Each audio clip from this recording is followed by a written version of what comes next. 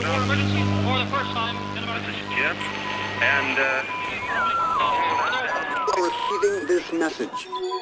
We are Ken Jennings and John Roderick. We speak to you from our present, which we can only assume is your distant past, the turbulent time that was the early 21st century.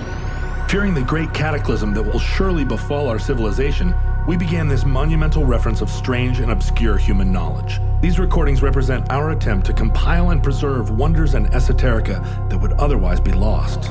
So whether you're listening from an advanced civilization or have just reinvented the technology to decrypt our transmissions, this is our legacy to you. This is our time capsule. This is the Omnibus.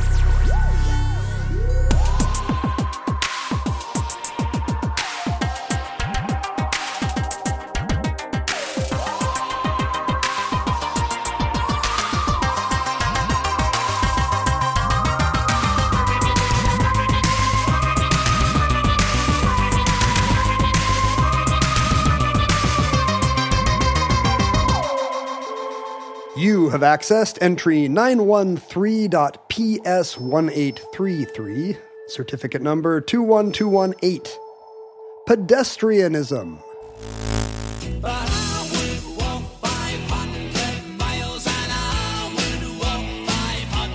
So, Ken, have I ever told you about the time that I walked across Europe?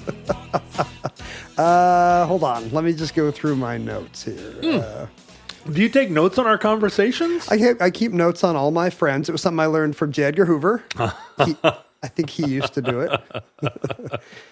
Now, is that the only reason you wanted to do this show is because you walked across Europe? Well, no. Actually, the reason I wanted to do it is you just got back from a long trip to Chile. I was hiking in Chile. It wasn't that long, but it was a week of hiking, yeah. A week is long. It's longer than I wanted to hike. Let's put it that way. It's long if you're a protozoa. You mean like in terms of length? Yeah, Yeah, protozoa is like a nanometer or whatever. Oh, I see. So you're saying that a week has like dimensional length? I thought you meant the hike. I was like, yeah, it's true. That protozoa would have a really hard time. I mean, on the hike. He might have more legs than I do, but he's going to have a hard time on that trail. No, I was saying like the length of a week in terms of a protozoa. I would have said like a mayfly. Okay. Mayfly, goldfish. I don't know. What else dies quick? Honestly, I don't even know how long a protozoa lives. Do you? What if they live like a million years and people are already emailing you? John, protozoa live a variety of spans. There are biologists who like jumped out of their chair. I hate when that happens. I've got them now. I hate when people disparage the mighty protozoa in that way. Strongly worded email. So tell us about your trip. You go on. Is this a yearly adventure you go on with a group of bros where you go to somewhere exotic and do a long walk? Did I never tell you about the time I walked across South America? You have, but I don't keep notes is the problem. Yeah, it all started when a friend wanted to go to Antarctica and neither of our wives wanted to go to Antarctica for the sensible reason that it is not a tourist destination.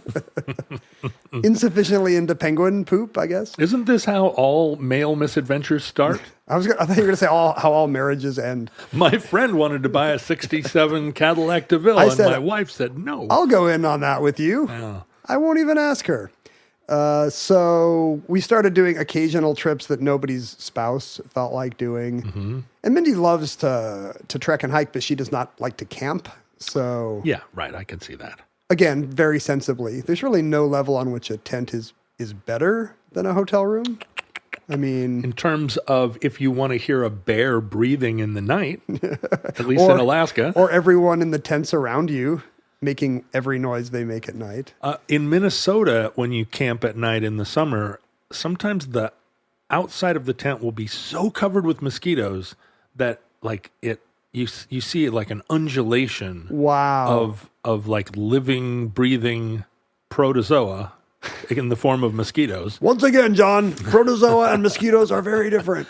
Yeah, there were so many mosquitoes that they were actually weighing down the... I wonder if you could like, you know how when you make a paper mache thing and then you pop the balloon so that only the piñata remains? I wonder if you could do that with a mosquito-covered tent. Just collapse the tent really quick and the mosquitoes just stay in a nice dome. Wow, wouldn't that be amazing for 1 second? We should ask like Tim Waltz or somebody who would be up on this. You're examining your sweater very anxiously. Well, I'm so irritated. I put this sweater on this morning, and it's kind of it's not cashmere, but it's like alpaca.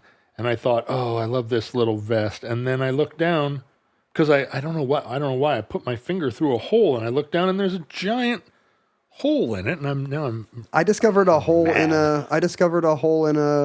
a cardigan like last week, and I think it might be moths. Yeah. That's a real thing. Moths exist, and they do. I thought it was just in cartoons. No one told me that moths actually eat sweaters. No, it's real, and I, for whatever reason, now I have one of the things that the Instagram algorithm knows about me is that I will watch a video of someone meticulously knitting a moth hole in a sweater, because there are people in the world who could make this hole go away. Well, that's a good skill because it's a beautiful sweater, except for like 1 square millimeter of it. It's amazing, but I cannot imagine that it is just watching these videos that it's like an inexpensive thing to have done. You got to match the yarn. You have to meet the person and say, "Hey, here's a hole in this sweater." Oh, you don't want to learn how to do it. You want to find that Vietnamese child and have them do it. Well, no, they seem to all be Italian ladies in their 60s. Oh, perfect. But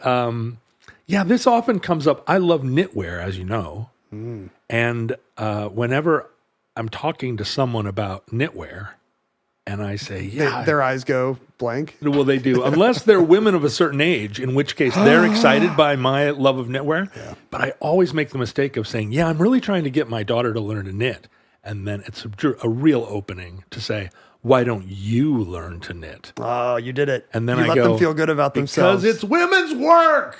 I hope you don't say that. I don't say that. I say, oh yeah, dang it. I thought of that.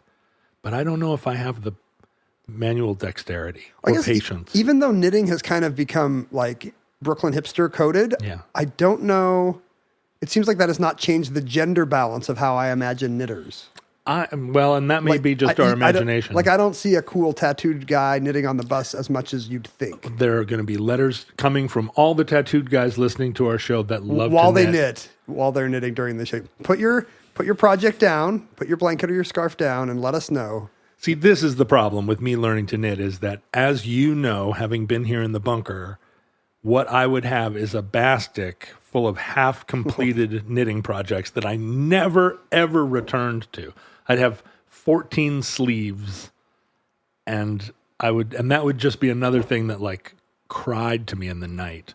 Mindy doesn't knit, but she crochets, and she made our kid a little Marie Curie doll at some point for Christmas. Unclear why.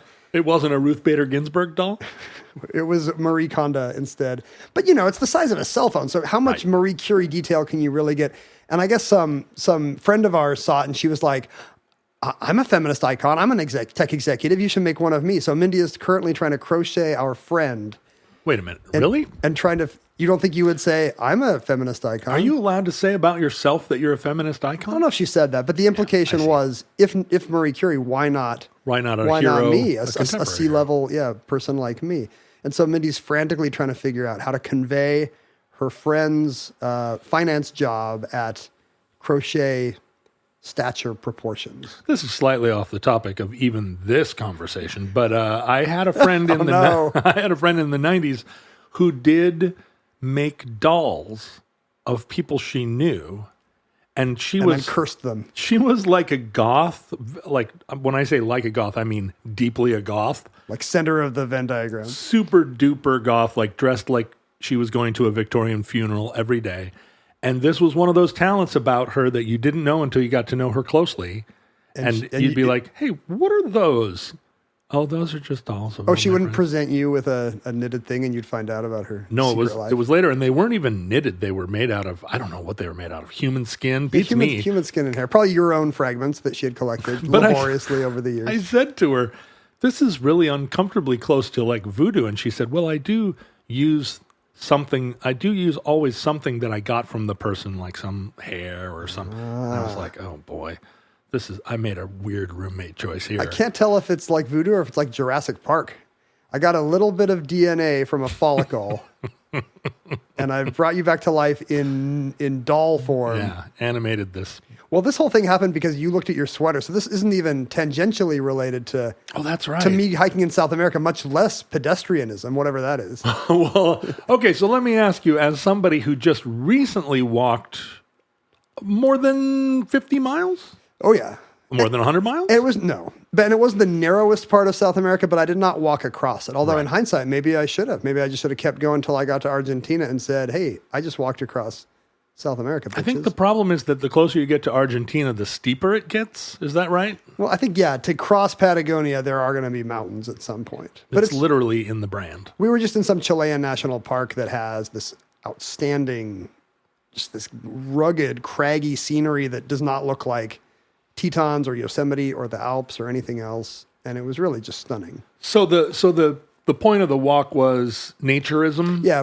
We're not nudists. Uh-huh. First of all, we strip down because it's their summer there. Right. We all get naked and then we hit the trail. So I've done the Inca Trail with these guys. I've done the Camino in Spain and always Spanish language trails. That's correct. Have you ever considered branching out? I don't know how to say trail in any other language. Oh. So I've been sticking to Spain. Like if you could tell me how to say trail in French, it would open up a whole new world. I don't know, route? Le trail? So it was just to see the beautiful blue milky glacial lakes and the pinnacles. It looks like a Star Wars planet down there. I recommend it. Well, this idea of nature being something to contemplate and appreciate aesthetically, of course, is a thought technology. It wasn't always... The Romantics had to invent it. That's exactly... Go to the mountains. I mean, in a way, at least as far as we think of it. Prior to that, walking places was a thing that indicated that you were... Low class, right? Yeah, right. That you were poor or worse, vagrant. And it was only once people didn't have to walk 20 miles to town that people started to think, what if I walk 20 miles today? Yeah, part of that late 18th century romanticism, which was, as we all know, as every biologist who's listening to the show, every knitting hipster guy knows, romanticism was a late 18th century kind of aesthetic movement where people primarily in England, aristocrats primarily in England, wanted to return to a kind of natural... An imagined past. Right, an imagined past where the bucolic arts got us more, and this was a reaction to the Industrial Revolution and increasing industry. I mean, the idea that, it still works on me. If I'm in LA for 3 days, I'm like, I'd like to be somewhere else. That's right. Get me out of here. That had trees and stuff. And so it was from the kind of mid to late 1700s. You saw these ideas sort of come up in Wordsworth and Keats and they're always wandering, Coleridge. lonely as a cloud. That's exactly what they're doing. Stop wandering, lonely as a cloud. Go home and pay your bills. And they had walking trails that were set up. This is kind of like the follies of great English estates. Trails where vistas were kind of identified as places to stop, and they were called viewing stations where you would walk out and there'd be like this. That makes it seem like a job. Nice. Let me go to my viewing station and look at the Lake District. Well, it's still there. It is a job being an aristocrat, Ken. I don't know if we can fully appreciate it. But also there was, the class element meant that there were also kind of this tradition of like, if you were in your carriage and you were going somewhere with another aristocrat who was in his carriage, like the footmen who attended you, the aristocrats would like pit them against one another. Like, let's see whose footman can dog fighting. Yeah. Well, no, not like fighting, but like, let's see whose footman can walk faster or further. Oh, I see. Alongside. It was a side of your prestige that you had fit footmen. Yeah, that's right. A faster footman. Look at the feet on my footmen. They're fit. That faster footman would be your footmen are fat, but my footmen are fit feet. It sounds like a Scottish indie rock band. But walking across country and walking for not just physical health, but for emotional, mental edification, higher Right. sort A of spiritual air. plane, and that once you get out into the mountains. That became kind of enshrined in the UK culturally, and then ultimately in law. To this day, a great walking culture because there's all these right-of-ways you can just tramp across people's pastures. In Scotland, in fact, there's a right to roam that basically the principle is if it's not actually like specifically a place that you can't roam, you can roam anywhere. The default is roam. Roam, Roam right. if you want to. Roam around the glen. And in the United Kingdom, there are walking paths. Britain and Wales, or I'm sorry, England and Wales. I just heard all of the fingers come back off of Britain and Wales. John, let me tell you. Your confusion about the protozoan pales in comparison to this new geographic. But those laws now increasingly have been like these are very modern issues in the United Kingdom. In 2000, the Countryside and Rights of Way Act really codified this principle, and it had already been a principle in it's law. Like common law for centuries, but The law basically was once a highway, always a highway. That traditionally, but now I think between now and 2031, there's maybe not a mad rush, but everything that's going to be a public right of way is being put on maps. They're going through, because this is all being spearheaded by a group called the Ramblers Association, and the Ramblers Association is, they're a quaint but also they're dotty, I bet. Legally, they're in tweeds. Legally aggressive group of tweedy walkers who are mapping all of England. I remember looking this up when we were hiking in Yorkshire the year before last, I guess last year. Mm-hmm. And I was surprised by how recent it was, that there was this tradition of right-of-way, but it was this ongoing battle between landowners and ramblers, like you say, that, didn't really start to get codified that much until Tony Blair era, when people started to say, let's get this as national law. Well, famously, Madonna and Guy Ritchie bought a kind of 1,300 acre estate. I remember. Big grade 2 mansion. And then there were people walking across some far, or I guess at the time, maybe walking across her lawn. And they sued to protect their property from ramblers. And the Ramblers were like... The Ramblers rose up. They did. They Madonna, said, we used to love you. You're a gay icon. However...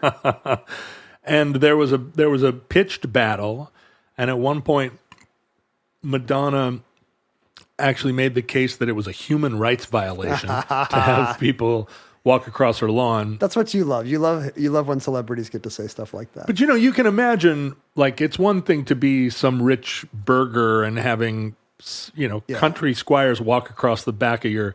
But if you're Madonna, it's a paparazzi problem. Yeah, and there are people with giant lenses. Yeah. And so it went to court, and they ended up saying, okay, this part of your property is protected, but this lower part where they can't see the house is open to ramblers. It was funny when I was researching it. There were obviously lots of newspaper articles, and some of them, the headline was, Madonna wins legal battle against ramblers. They're confined to tiny corner of lot. And then the next article was like, Madonna loses in Ramblers pitch battle. win. Ramblers get all these acres down in It's hard to say which side of the ideological spectrum of British papers would have the pro-Madonna headline or the pro-Rambler headline. Who knows? I know. It's one that really split the game. Did she have to put up cone bras, like traffic cones across the lawn so that... When I walked across England, I don't know if I've told you about this time in my life, but I didn't know about the walking paths and discovered them kind of, I mean, not kind accidentally. of, completely accidentally. This is awesome. Where I'm looking at a map and I'm walking along a country lane, and then there's a path, and there's actually a little sign that's like, walking path. It had an accent. The sign. Hello, matey. Little sign. This Little walking path. This sign is in Spinal Tap. And I said, wow, look at that. And I walked the path, and I think in the end that path took me somewhere that probably I should have just stayed on the road. But then I increasingly started to use this network, and you're out in the middle of, you're walking along a hedgerow. It's so charming. You go over the hedgerows in these little stiles, or there'll be gaps in the beautiful old stone fences with, close the gate or the cows get out, warnings. And they were wonderful. And the number of times that I almost got trampled by a horse, or that a guy on a tractor. At one point I was walking across a field and a guy on a tractor shook his fist at me, like literally like. Was it Guy Ritchie? He probably sounds like that. No, they're in the other part. But and I realized, I was rambling on something that was not within, as he saw it, this was not rambleable. This was ramble proof. Because he was plowing it, I guess. And I was like, hey, I thought you ramble everywhere. If it once a highway, and he was like, it was never a highway. It were never. But I crossed a little stream one time on a stone that was clearly like a Neolithic stone. It had been worked and toppled and put over this creek at some point, and it just felt like some ancient peoples had. It was at least Roman. And I stood because I'm out in the middle of BFE, and I'm like, how did this stone get here, and how long has it been here over this little creek? Pretty romantic. We love the Druids for helping us out. No one knows who they were or what they were doing, but inevitably, by the late 18th century, people in England had begun to challenge each other to walking contests. Walking's now a skill. The thing that is the most basic thing. If you're like a 1-year-old, walking's a pretty good skill. Pretty good skill. Not everybody can do it, but a lot of people can. You're always jealous of your peers who can walk before you do. Mm-hmm. That's right. Pass their walking test. I don't know how much jealousy there is in 1-year-olds, but yes, that's right. By the time you're 5, you're like, I'm good at walking.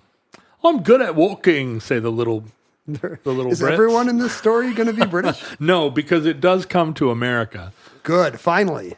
But there was, I guess, in 1773, a man by the name of Foster Powell walked from London to York and back. Foster the Powell. A great indie rock band. I love Foster the Powell. Why do I have the bell, by the way? Oh, well, we both have bells now. Oh, it's a 2-bell system? Yeah, I got here. Hit your bell and let's see if they're the same. Just like in real life, you're the baritone. A little deeper bell. Look at that. So you've got a bell over there, and you can hit it whenever you say something funny. Yeah. That's why no one will ever hear it. The bells haven't been rung in a long time. Ken, you and I have both been fairly candid about how, as we've gotten older, it seems like our hair is getting a little thinner, a little, hopefully, I feel like I'm right on the border of it being not a little thinner, but thin, which is not what I intended as a rock star, to have thin hair. And what I'm realizing is that there are technologies now, there are solutions to thinning hair that didn't exist in my father's day. In fact, if you've lost your hair, it doesn't mean you can't find it again. I'm talking about Hims hair loss solutions, where hundreds of thousands of subscribers have found their hair again. It can be hard for men to deal with hair loss, even though it's common. But luckily, there's a solution, so you don't even have to talk about it. Although I feel like talking about it is part of finding your hair again, right?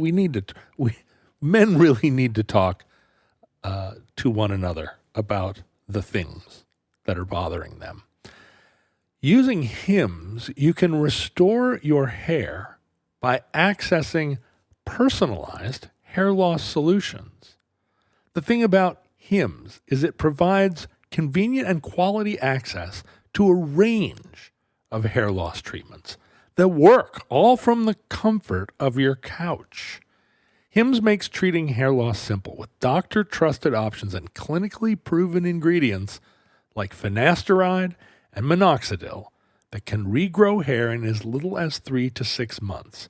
And you can choose between chewables, oral applications, spray, serum treatments to find out what's best for you. Some of those, like it's very easy for me to do a chewable. I don't want to put schmutz in my hair, but Ken, I know you like schmutz in your hair. So, different strokes, am I right?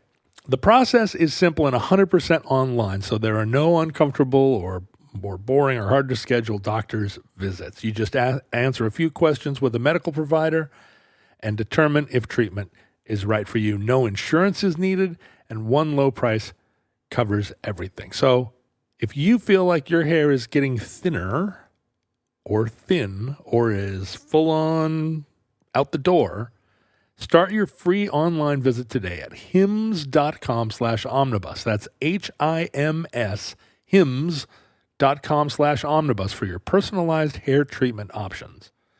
hims.com/omnibus. Results vary based on studies of topical and oral minoxidil and finasteride. Prescription products require an online consultation with a healthcare provider who will determine if a prescription is appropriate. Restrictions apply. See website for full details and important safety information.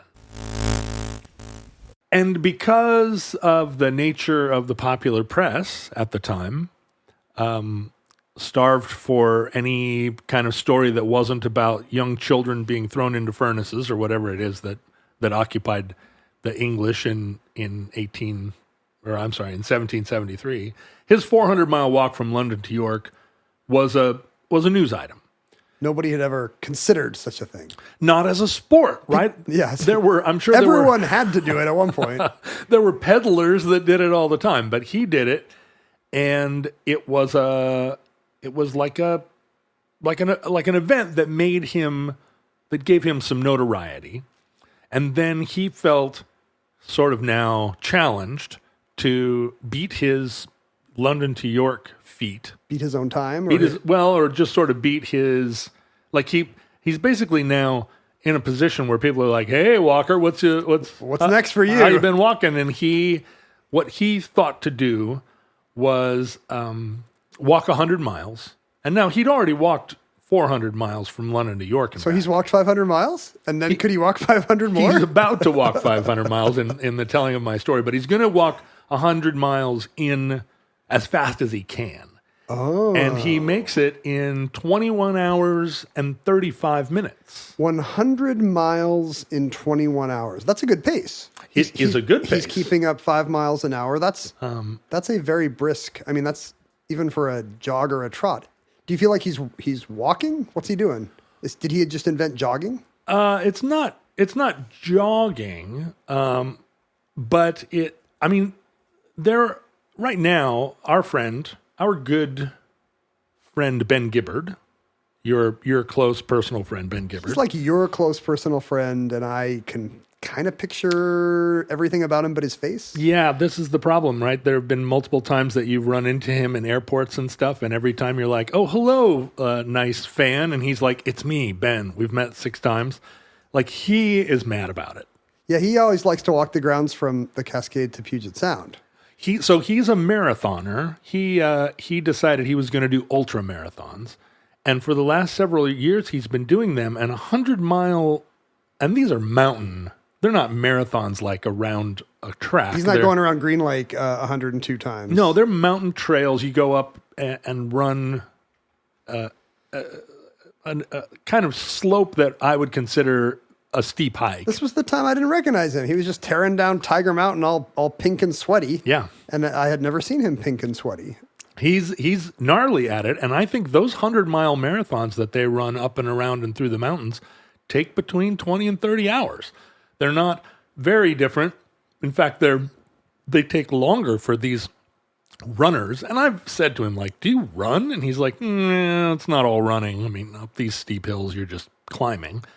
But that's a long time. It's a long time. When do you sleep and eat and watch TV? You don't. You go. You go and go and go. And this was what was so impressive about Foster Powell's accomplishment, doing 100 miles in 21 hours and 35 minutes, was like, this was a hell of a pace, especially for a time. Less rugged terrain than a Ben Gibbard would accept, but walking on country lanes, presumably.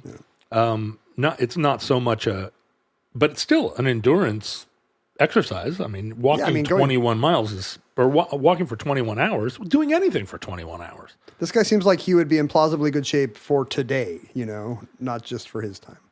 And because of the culture at the time, there was instantly a betting culture, a gambling culture around. That's always the second thing that happens. Right. It's just like, oh, I bet you he can't do it in under 22 hours. I'm addicted. Can I bet on this? And so someone made money, someone lost money.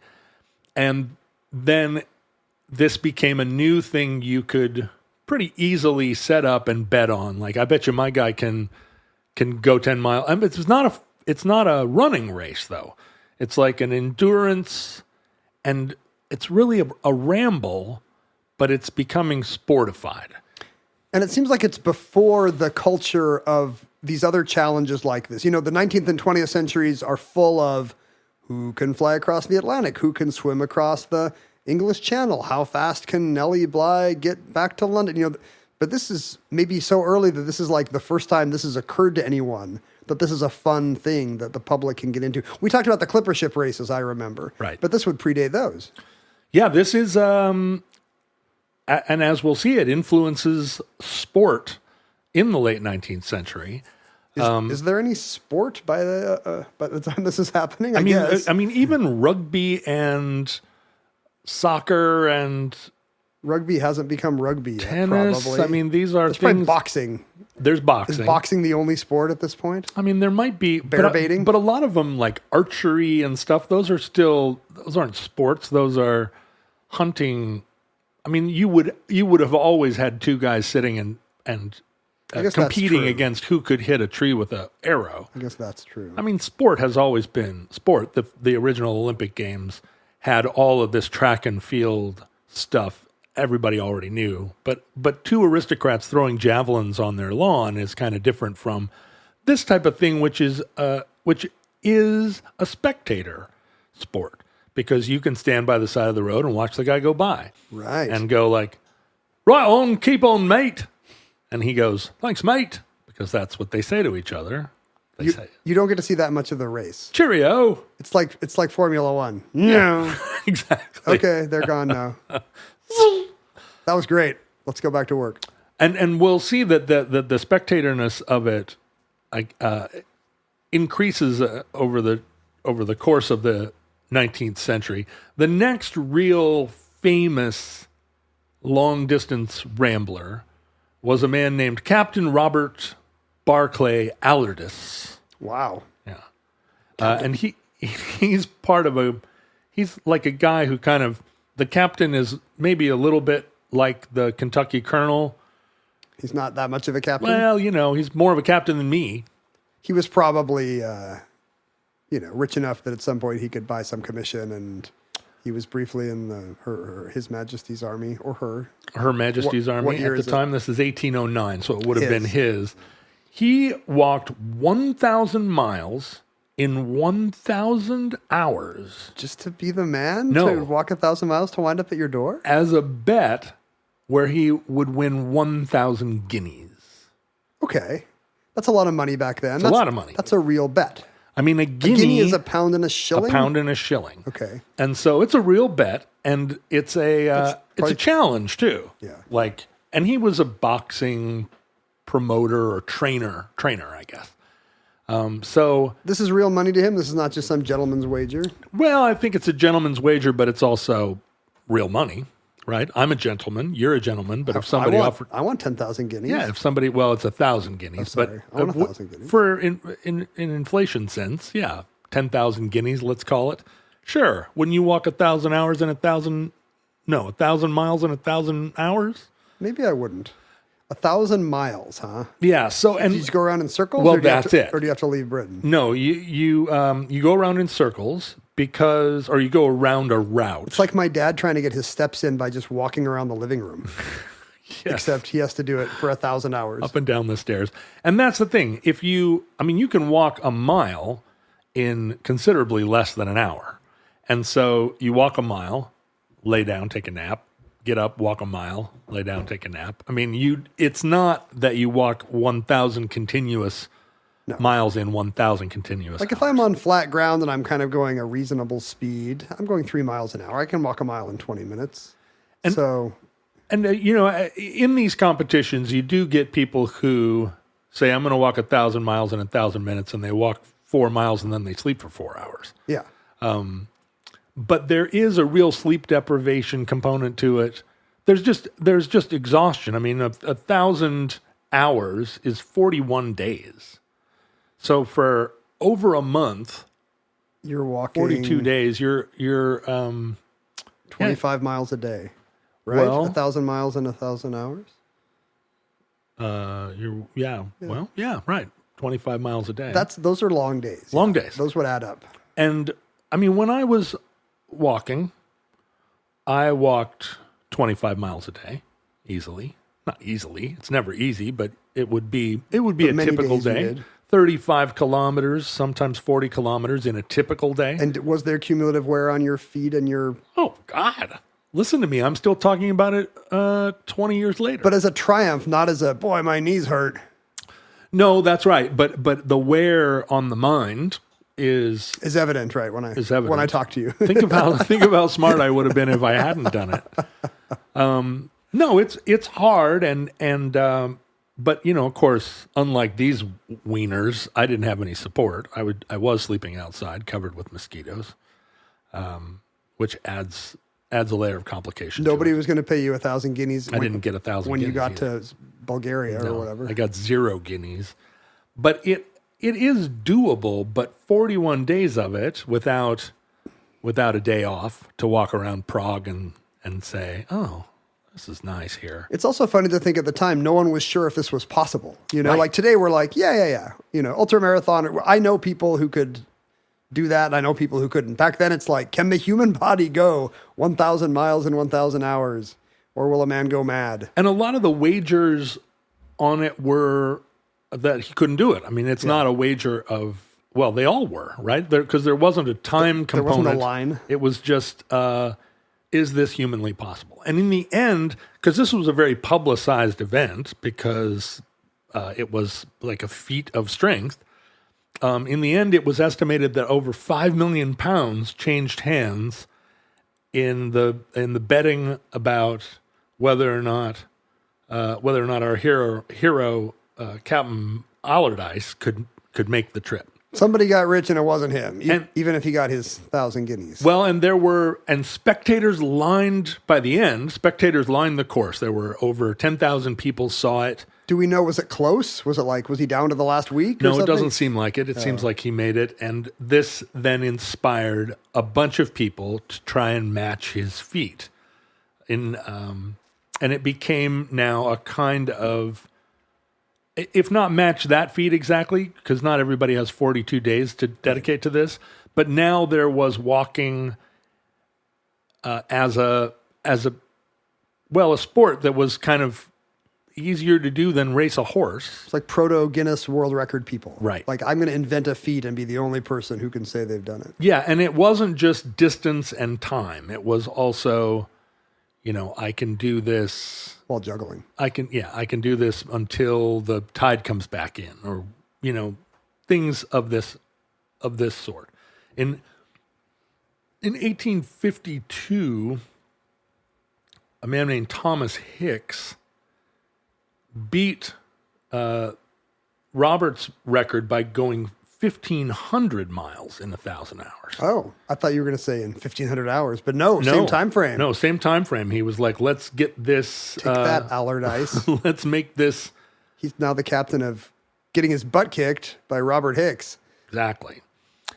And so about this time, it started to filter over to the United States, which was always looking for a new sport, always looking for a way to bet money on something dumb. And we've got big distances and burly men. But kind of the first recorded or the first big star of American rambling actually built his early reputation not emulating the English ramblers, but as you would kind of expect, because America is not full of aristocrats who have romantic notions, but is full of hardworking young men who are expanding the West.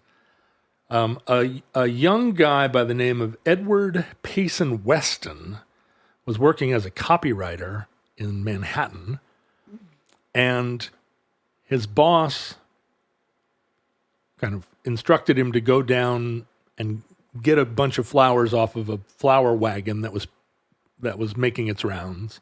Collect these flowers because his boss was going to give the flowers to someone else. He's running an errand. He's a gopher. And Edward Weston missed the flower wagon. Oh. And so rather than confess to his boss that he had failed to secure the flowers, he chased the wagon, but not running. He just followed the wagon. He wasn't that into it. He was eager to miss out on more work at the office, apparently. And he sauntered after the wagon. He followed the wagon up to 70th in Manhattan, and he got the flowers, and he brought them back. And his friends, he was a copywriter at a newspaper, so his coworkers made a big to-do about it, and published this kind of mocking story about this marathon walker. And again, Weston then felt challenged to duplicate his feat. Wait, so he gets into this by doing a stupid, easy thing and being roasted? Yeah, exactly. That's awesome. Exactly. I wish that happened to me every time I did something dumb. He was roasted, and then the following year, during the election, the presidential election, he and a coworker made a wager on who would win the election, and the loser would have to walk from New York to the inauguration in Washington. Do you know what year this is? 1860. 1860. There you go. It's a big election. That's right. And Edward mistakenly bet on John Breckinridge, and when Abraham Lincoln won, he walked to Washington to see the inauguration. Breckinridge stands in shambles. He had to walk all from New York. From New York. There's no Acela at the time. And then again, this was covered as a sort of the lighter side of the news, humorous. Presumably there were people walking to Washington from all over in 1860. I like this notion that reporters were basically just making their own light news because it was easier than finding and reporting it. This guy in the office is doing something silly. This. He couldn't get the flowers. What a nut. So then, now he's got a kind of national reputation as a long-distance walker, and he ends up walking from Portland, Maine to Chicago in a month. He's like Mr. American long walker guy. He lucked into a whole new career, and he's famous. But by the end of the Civil War, there was a sense now that that this long distance walking, which now was becoming exceptionally popular as a sport, needed to be differentiated from running. People were running. Like from fires, one would suppose. I mean, molasses floods. It would have been, because of the difference in nutrition and physical strength, it would have been hard to run 100 miles. Mm-hmm. But Ben Gibbard would have been the most fit man on the planet. That's right. He would have beat Breckinridge and Lincoln standing still. Just as St. Vincent would have been the best guitarist in the world in 1967. Right. Or 1965, let's say. Yeah, get Hendrix out of there. That's right. So there was a movement, or kind of unofficially at first, maybe an institution of rules of what constituted fair walking. And fair walking, roughly or loosely, was restricted to at some point in your stride, one of your legs had to go all the way straight. You had to extend one leg straight. Because when you walk, you do that, but when you run, you don't? Is that the idea? I guess so. And then I'm picturing a don't walk sign. there Yeah. was the fair heel and toe rule. Okay, I know this. Yeah. You can't step with the back foot until the other foot's down, right? Yeah, your heel can't land before your toe of the other leg leaves. Because when you jog, your feet are briefly both in the air. That's right. At the same time. You're in the air. And this was sort of the new, like, no, you can't It's so funny to me, like goof around. you can't cheat by actually going fast. Right. In this sport of going fast, do not cheat by going fast. No. You have to go fast. That would ruin it. You have to go fast in a weird way. Yeah, I guess it's somewhat... Go fast in a slow way. somewhat like hang gliding has a rule that you can't use an engine. But that's not maybe exactly applicable, but yeah. Just the There idea, are rules. I just wonder where the idea comes from that there's something that ruins the sport if people were to mix between walking and running. You know, because that's how you go. That's how you make up time. You trot a little till you're tired, and then you walk, and then you trot a little more. Like that would be, if you're a slightly out of shape guy like me, that's how you would cover the most ground. But these guys decided no. There's something ungentlemanly about that. Yeah, I mean, Bob Costas famously said about speed walking that it was like seeing who could whisper the loudest. And, that's maybe what we're talking about. That's pretty good. Back in England, the popularity of it had kind of similarly now exploded to the point that walkers, it was called pedestrianism. Famous pedestrians were among the most famous sports figures and celebrities. Oh, wow. They were big names. People would root for their favorite pedestrian. Or is it pedestrian or pedestrianist? I think what do you think the pedestrian. noun is? They had, there's some indication that the first ever sports trading cards were of famous pedestrians. Do you think pedestrian already meant somebody walking because they're not on the bus? Pedestrian. I wonder. Well, let's see. 1716. Yes. Okay. So it already did mean. It already did mean. Oh, but no. It originally meant. It looks like the meaning of pedestrian is like kind of second-rate, unimaginative. It looks like that appears to be older.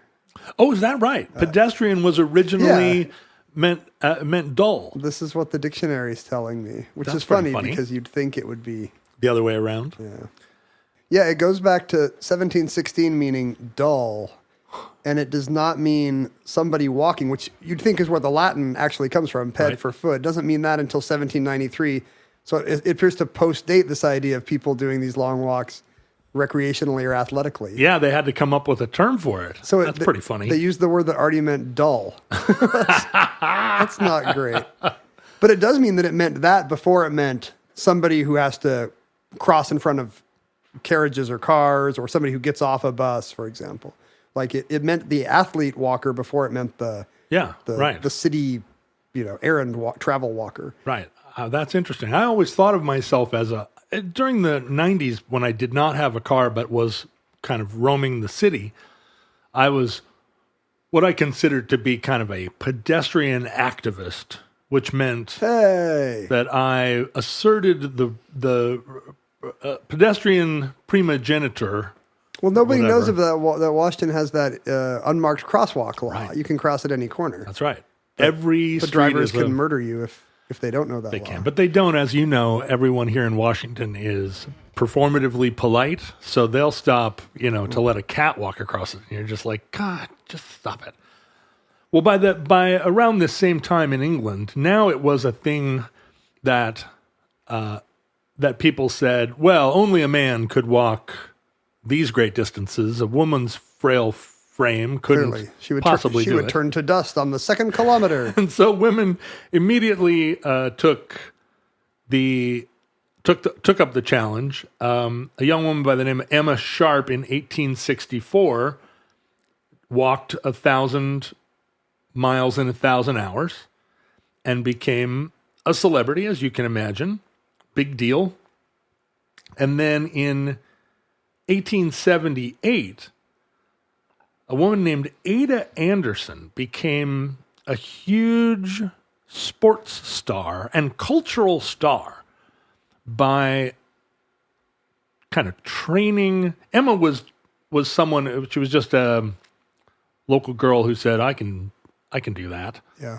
But Ada was like, I'm going to be a competitive, professional pedestrian, and walked 1,500 miles in 1,000 hours.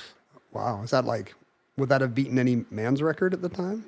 That had been done already in 1852 by Thomas Hicks, but it was, it was an incredible feat. And she did it for her OnlyFans. She did it for her OnlyFans. No. But she did it now as a spectacle. And she actually traveled to the United States and tried to book Madison Square Garden, which was not the current one, obviously, but the Madison Square Garden of its same time. Spot, probably. A big, well, it was in Madison Square. But not 1,500 miles. No, it was not. But they had they were meant to construct a track within Madison Square Garden where she could do this in front of a large number of spectators. But the people who were running Madison Square Garden felt that this was impossible for a woman to accomplish and would result in her death, or it would be a spectator sport it would be blood sport. And they refused her the venue. But also, wouldn't she need the venue for 1,000 hours? Or is this just for the finale or something? This would be for 1,000 hours. But, there weren't basketball games then. Yes. And so she went to Brooklyn to a much smaller venue called the Mozart Garden. And they set up a track inside. But since it was a much smaller venue, the track was only 187 feet long. In circumference, which meant that how many laps is that? that it was, 7 laps equaled a quarter mile. So about 28-30 to the mile. So it's basically walking around my house. If she has to go 1,500 miles. So she's going to do in 2,700 quarter hours. She's going to do. Quarter? That's not the right unit. No, she's going to do a quarter of a mile in a quarter of an hour for 28 days, which is... with sleep breaks. I don't know. But what's the total? She wants 1,500 miles. Is that right?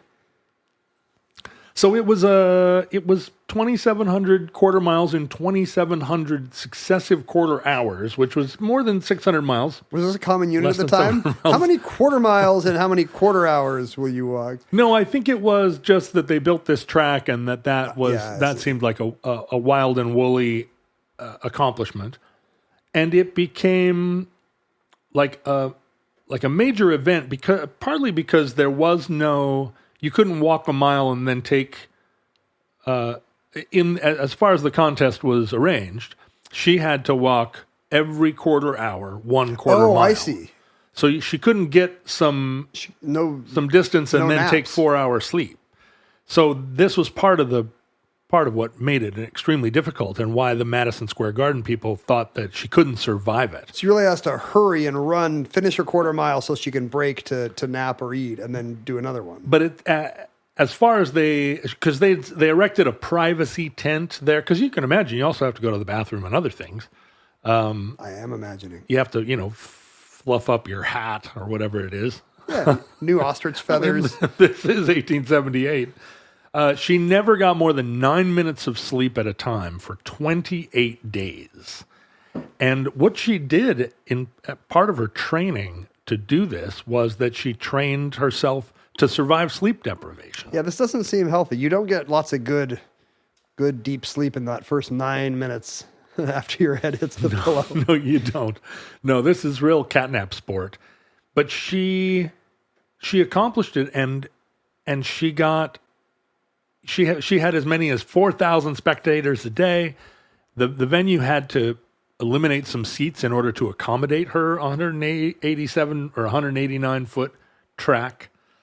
But it made her a superstar. Oh, yeah.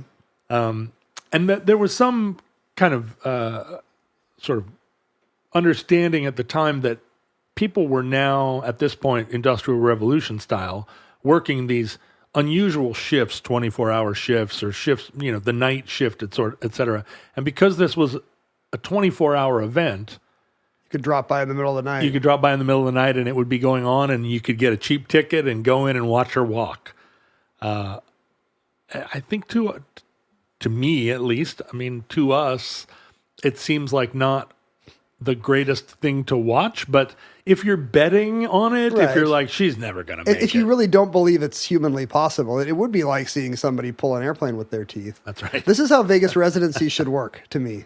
Celine Dion should have to sing one song every quarter hour for a month and a half. And people could just drop by in the middle of the night and wait for Celine to just wake up and blearily start belting. Well, so by this point, Edward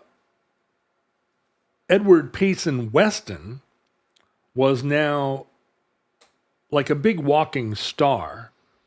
So in 1879, there was going back to England for a second, an aristocrat by the name of Sir John Astley had started holding sort of racing contests that were pedestrianist, where within a certain amount of time, walkers were racing to see who could go the furthest. At the same time. At the same time, without ever breaking the walk-run rule. This does seem like it took a long time to get to the obvious discovery that this would be more exciting if you had multiple people doing it at once. That's right. Like, the ancient Greeks knew about racing, but it seems like it took pedestrianists a while to be like, what if it were a race instead of a month-long feat? I'm more into it already. Well, and although it's still a very long event, for going sort of multiple days, the Astley races were called Astley Belt races. You would win a commemorative belt that said you're the best racer. Oh. The Astley Belt race in Madison Square Garden was 6 days long. Who can walk the furthest in 6 days? And it was a massive success. 10,000 people a day watching the race walk. You can see why basketball caught on. Like there's an excited audience that is desperate for any physical exertion, so much so that they will watch guys walk. Guys walk, yeah. Right. There was an African-American walker by the name of Frank Hart who was this was one of the first kind of interracial competitions where he was, included he was Bostonian. He was included in the race as a full-fledged American. Yeah. And I'm sure that powered some of the betting, Right. Can a black guy even do this? Yeah. There was a lot of controversy, not just because it was considered maybe cruel, but also there was moral controversy because it was seen, as a result of the betting, seen as a seedy activity. Right. Plus, they're doing it on the Sabbath. That's exactly right. Oh, wait, really? Walking on Sunday, in this kind of in this kind, that was the song that kept Till Tuesday's big hit. Voices Carry. Voices Carry. It kept it out of the number one spot. Oh, is that right? Amy Mann still has a grudge against Walking on Sunshine? And she's really still mad about Walking on Sunshine. And so anytime I hear Walking on Sunshine, I'll text Amy and say, man, I heard Walking on Sunshine. What a great tune. Do you think she's ever met Katrina anywhere and the last I talked to her about it, she had not. But it's like the one, can you imagine being kept out of the number one slot? And I think Walking on Sunshine's a killer hit. Yeah. But no sorry. offense to Voices Carry. Sorry, buddy. With its traumatizing music video. But there you were, like poised to have a number one record, a thing that no one can take away from you except Katrina of Katrina and the Waves. But yeah, Walking on Sunday, and especially if it was in conjunction with wagering, was the source of moral panic among the moral panickers.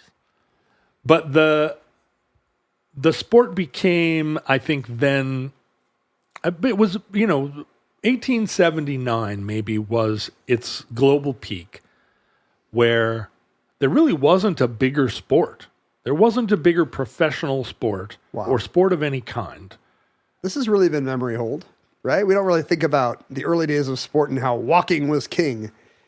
Well, and I think partly it's because what it became. In 1880, there had long been races where men raced against a horse. Yes. And horses really beat men at the racing game. Over a sufficiently long distance. Well, no. Over a distance that seemed sufficiently long up to a point because nobody was racing a horse more than 5 miles. But in 1880, they staged a race, 15 men versus 5 horses, over 5 days. And the horses got way out in front, and for 3 days were handily beating the men. But gradually the horses were like, hey, no. This is too long. This sucks. And they started to just refuse to go. And the men just kept on keeping on, as men do. It's kind of our thing. And by the end of 5 days, a man named Michael Byrne beat the next, beat the top running horse 578 miles to 563 miles. So that is the distance where it's close. Yeah, right. At some point, he passed the horse and people were like, yeah, huge cheer went up. Yeah, it's like walking on the moon in 1879. We did it. We beat the horse. We beat the horse finally. And this was the beginning of the whole thinking that human beings had evolved the way we did, with long legs, and because it coincided with all the conversation around evolution and right, anthropology that was happening at that time. Like, this is how you hunt. This is why the plains. we don't have fur, and this is why we have long legs. We were built to run and run and run, or walk and walk and walk. And that was kind of part of the logic that I was exploring when I did the long walk. You had heard that horses couldn't do it? I was like, I'm going to beat the horse. Did someone release a horse just ahead of you? I'm going to, you know what? The horse also has to walk. It's the hoof to toe rule. The horse and I walked the whole way until it died. No, it was the idea, some weird nascent anthropological idea that going on a long walk was something fundamentally human, something basically human that was going to activate something in my body that would take me out of the poison of modernity and capitalist striving and consumerism and make me into some kind of higher order creature. You're a romantic too. You're just like Goethe, only Goethe longer. Goethe of the 90s. I actually walked Goethe's dog Rennstieg trail in Thuringia. I walked that was not lost on me. I was like, you know what, Goethe? Here I come. I can help out. Walk. Now what do you got to say from beyond the grave? That one pair of footsteps, that's where Goethe was carrying you.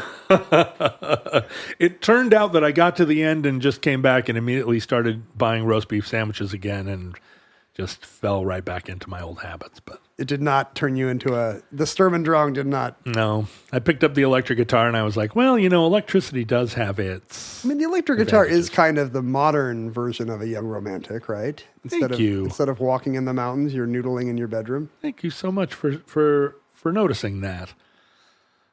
In 1881, so just immediately after Man Beats Horse, the sport started to precipitously decline. And it was partly because of the rise of other sports. Literally anything's better than this. Competitive pedestrianism paved the way for like other kinds of races and competitions that a lot of them were set in these bucolic environments, outdoor track and field. But also right about then the bicycle was invented, which meant that you could have velodromic competitions that were indoors that were faster and had more danger and gave everybody the opportunity to do the same kind of betting. I mean, in America, team sports start to pick up here too. Like baseball, like in the late 19th century, doesn't take long to just dominate the national conversation. And baseball in 1881 was happening. And all the sports that we detailed before, football, rugby, tennis, they're all coming. Really big part of. And so you could watch a tennis game in a lot shorter amount of time than like 5 days. Tennis games. I mean, some cricket matches, as we've discussed, do last 5 days. Yes. And you can come and go at all hours because they play 24 hours a day. But you do get the sense that at any second you might see the absolute test of human ability, whereas in walking, really, that's only happening once extremely slowly, you know? Like, it's not like anything could happen here. But gradually, the speed walking became maybe the distillation of the whole enterprise. It's still a thing, right? Speed walking? Well, so speed walking was at the heart of the foundation of the new Olympic movement. Oh yeah, it's only 10 years later. Right? Yeah, and so Olympic speed walking, I mean, it was in 1880 there was in the UK the Amateur Athletics Association was formed, and this was kind of the germination of what became the International Olympic movement, and the International Olympic Committee started in 1893, and race walking was included in the first Olympics. The first Olympics outside of Europe were in 1904 in St. Louis, Missouri, which in 1904 was a big town. I think they were having some kind of World's Fair. I think it coincided with an expo of some kind. And speed walking was included, the 880-yard walk. So a lot faster, you're in and out. It's shorter. It's not a... It was part of the overall track and field event. So it wasn't... I mean, since 1908, it's been an official Olympic event and still is part of the Summer Olympics. Wait, they still do speed walking? It's just never on TV? They do. It's just not on TV. This is something that when I learned it, I also said, wait a minute. That can't be right. I remember seeing speed walking, but it can't seriously still be part of the Olympic Games, but it is. Does that mean race walking? Like, could you put in a great sprinter, or would they be really good at race walking? Like, what are the skills? Well, the skills are don't lift your heel before the toe of the next foot has touched the ground. So it's all just a timing? Or rather, don't lift your toe until the heel has touched the ground. I mean, there don't appear to be massive world powers at this. Like in the last 3 Olympics, the medalists have been from China, Italy, Japan, Ecuador, Brazil, Spain, and Australia, from just all over the place. So somehow the Ethiopians have not... Guatemala recently won a silver in this event. Well, that's the thing. You don't have to walk all over Guatemala. You only have to walk 1,000 yards. Did I ever tell you about the time I walked across Guatemala? It is one of the things that made that mid-19th century race walking... Well, that actually made stars out of some of these characters is that they had their own particular gaits. They walked with a swerve or a swivel or so it was like seeing a novel baseball swing or something. And kids would emulate their favorite walkers by doing on the playground or wherever, doing the Willy Weasel or whatever, and everybody would recognize the gait and go, "Oh, you're doing Willy Weasel." A sport without technique invents technique. And so what makes a great speed walker is that strange undulation of the hips And, there's such a distinctive look. There's a way to walk that's not the way you or I would walk or run that wins a race walking event, huh? And I wonder if in the near future, some crazy kid from Guatemala will show up at the Olympics with a new race walking technique that blows away 80 years or 100 years plus of standardized Willy Weasel, and all of a sudden it'll be back on back in the headlines, because marathoning was included in the early Olympics, and was only a thing that happened in the Olympics throughout the 20th century until the 70s, when hippies started making tennis shoes out of old tires. That's when city marathons become a big thing. And it was this kind of fitness, the beginning of this fitness culture, and people started doing marathons, and that became a spectator sport. Again, unlikely spectator sport, but it was only since the 80s that marathoning became a thing that it seemed like anybody in shape might try. Maybe race walking will come back. So one thing I just noticed, in the only extant distances, like the 20K is pretty much all that's left for Olympic race walking, and an American has never medaled, man or woman. So there's a chance for someone to become America's greatest race walker in centuries. All you have to do is win an Olympic medal. All you have to do is beat Guatemala. One of our listeners in Brooklyn just put his knitting down, curled the ends of his waxed mustache, stood up and said, "That's me. Hit the track." And that concludes Pedestrianism, entry 913.PS1833, certificate number 21218. In the omnibus, social media not in a great state as we record these words, but we once were at Omnibus Project on various things. What a stinker it is. I'm now at Who Is Ken Jennings on Instagram, although my heart's maybe not really in it yet. Have you posted anything? Yeah. Are you following me is the big question. Oh, I don't know. What do you mean you don't know? I follow you with my set to private surveillance burner account. The official Jeopardy one, I might just follow Jeopardy. I don't know. Come on, bro. Jeopardy pays the bills. Jeopardy keeps the lights on around here. Well, actually, these lights right here are kept on by me. Probably not so much. Yeah. There are a lot of lights in this room, aren't there? They are, and they need fixtures, right? Yeah, there's right now a lot of lights just sort of dangling. You have a lot of holes in the ceiling, and they are glowing. I do. Does that make them lights? I think a glowing hole in a ceiling qualifies as a light, yeah. But there's probably some kind of panel you could put over that.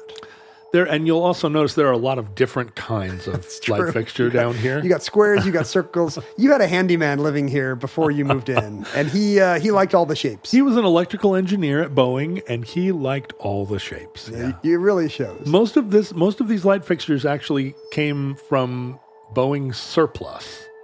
So they originally were, I don't know, the B-17 These bomber came out of planes? was made underneath all these lights.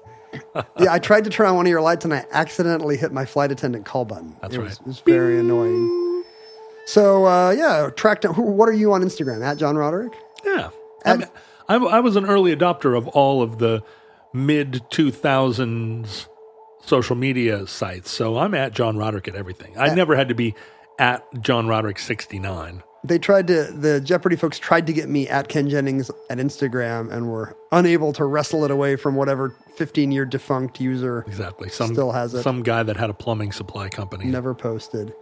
It's probably your dad, actually. Wow. Kenneth Jennings. What a twist. He's just been keeping all the good usernames from me for years. So find at John Roderick, at Who Is Ken Jennings on Instagram. And I guess we're both on Blue Sky still. Yeah. For some reason. I'm on Mastodon, all these things. I guess we should start an at Omnibus project on some of these. But I'm very sleepy right now is the problem. Our good friend at Omnibus Out of Context, a person neither of us have met or really communicated with very much, posted a thing the other day. What's the one that's connected to Instagram? Threads. That's Threads. He posted a thing on Threads that after Facebook said we're no longer going to fact check, he said, "I'm out of here," as a protest. Yeah, they did that right after I started my Instagram too. Thanks. Thanks, Zuckerberg. Appreciate you. So, I think a lot of people protested Threads and went, I think, over to Blue Sky, but I don't know. I really have found that the less I'm online, the better. Exactly. So follow our lead. Do not get online. But if you do, at Omnibus Project, maybe.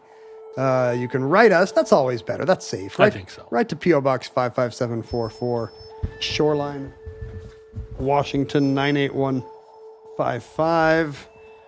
What have we here? Lauren and Roman of Missouri have invited me to their wedding. That's nice. Hey, unfortunately, but not me, eh? Unfortunately, it was last month.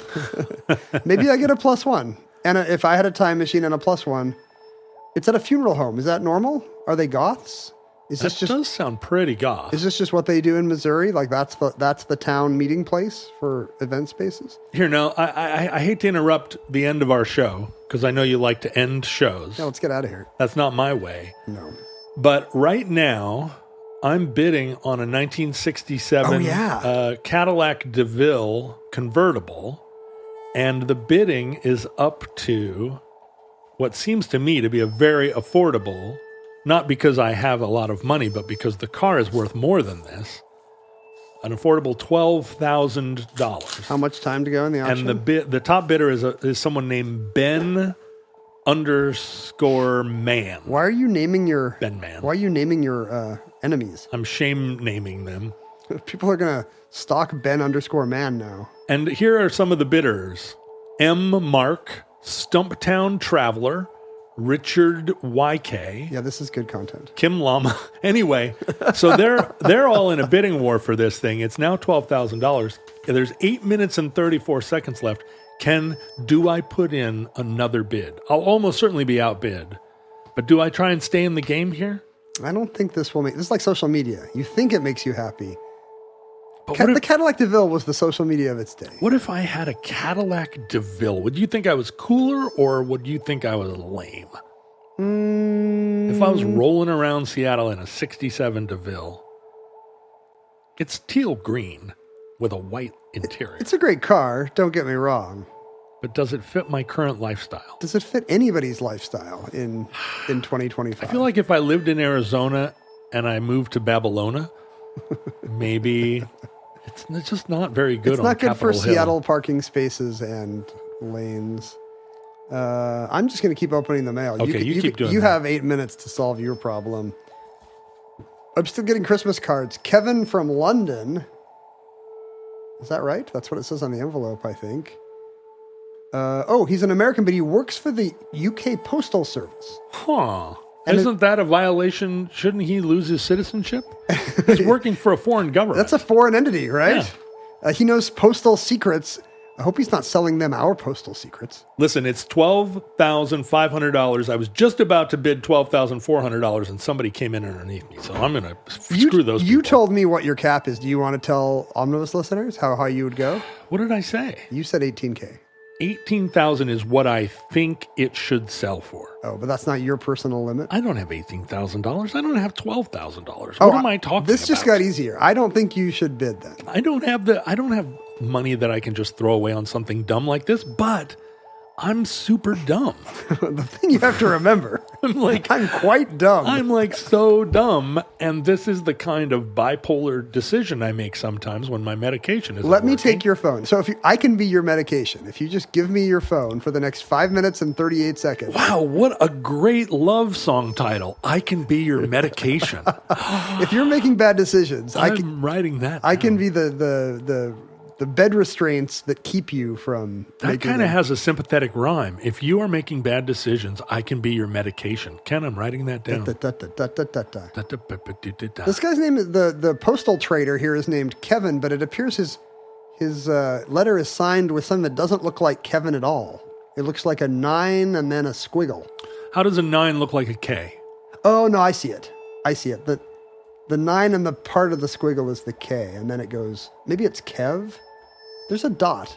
Hard to say what's going on with Kevin's signature, but he's because of his transatlantic postal experience, he was very interested in our zip code experiments, whether 98155 works better than 33 or 44. How does that work in the UK?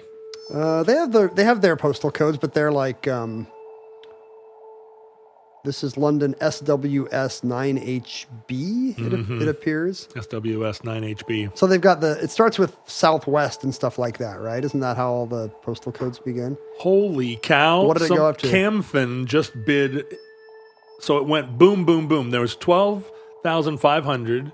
The next minute, Never Enough Cars bid 13,000. Then Camfin went over them at 14,000. Never Enough Cars came in at 15.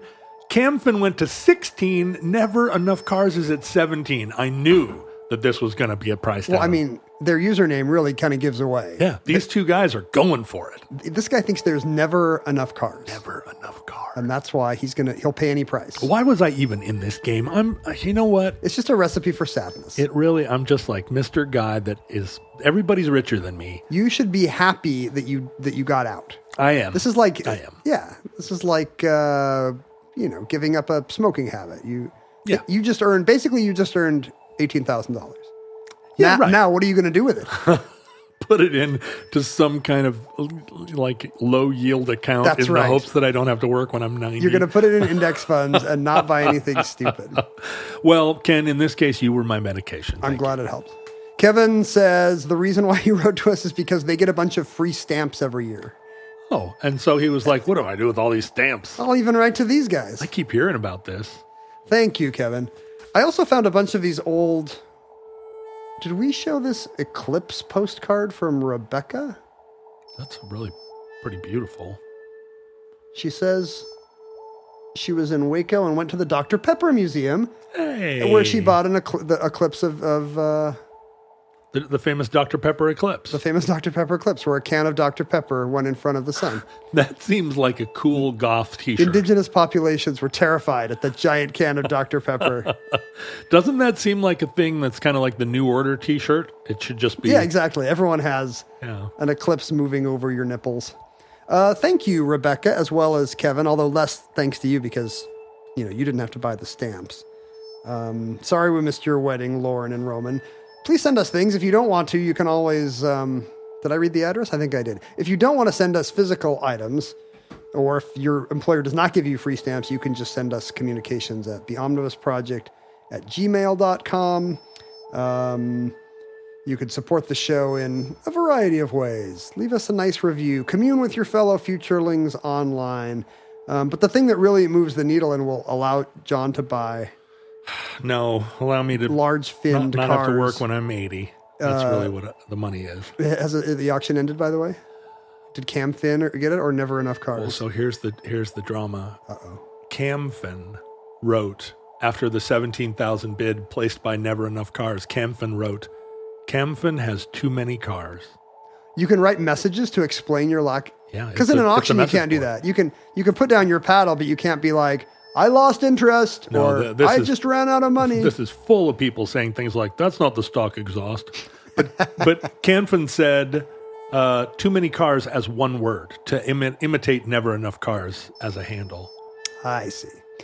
So it looks like Never Enough Cars is going to run away with this thing? And then Camfin says, this is one of the best 67, 68 caddies ever listed on Bring a Trailer. And the bidding now... There's 1 minute, 48 seconds, and it's under the 18,000 that I thought it would go for. Should I get in? No. 17,000. Let's time this so the episode ends exactly when the auction ends. So we have a minute 20? 1 minute, 37 seconds. Go. So support John's, not his habit, but his retirement, by supporting Omnibus. Patreon.com/Omnibus Project makes you a supporter of the show. You get that good feeling, but not just that good feeling. You also get a variety of... We back a truck up to your door with presents and prizes, basically. We do. I hope you enjoy that. I was doing a podcast with Nick Harcourt the other day, who was the DJ on the Los Angeles television or Los Angeles radio program, Morning Becomes Eclectic, which was the sort of the cool indie rock show in LA. and he has a podcast now, and I was doing the podcast, and he, it turns out, is a reliable omnibus listener. Well, that's nice. Big fan. And I did not think to ask him if he was subscribed to the Patreon. Radio salaries not being what they were. This is going to end before the thing ends because you haven't even done the Providence Allows yet, right? Listen to this. Listen to this. What's happening now?